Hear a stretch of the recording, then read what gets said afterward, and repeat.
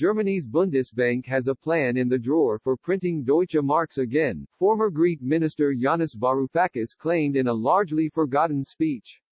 10 years after the financial crisis, Europe's economy achieved a recovery, but not a revival.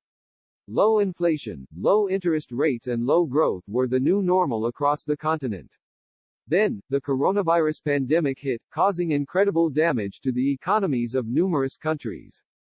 COVID-19 plunged the Eurozone into its deepest recession for a generation, and the economy is expected to shrink again at the start of this year. Analysts at banks including J.P. Morgan Chase & Co. and UBS Group AG are downgrading forecasts to account for renewed lockdowns and the prospect that the new coronavirus variant ravaging the UK will do the same on the continent. Add vaccination delays to trade disruptions because of Brexit, and the scene is set for a second quarter of falling gross domestic product.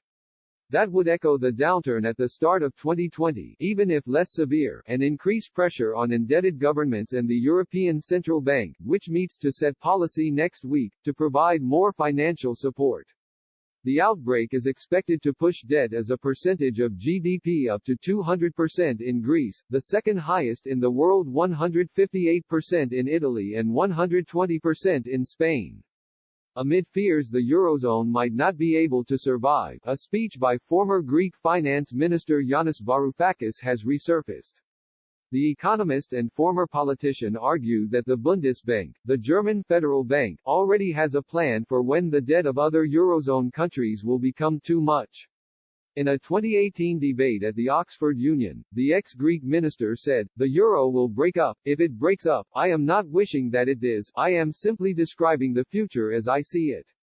The way it will happen is that Germany will leave the euro once the Berlin political class has had enough of the riff-raff, asking the Greeks, the Italians, the French, the Portuguese and so on.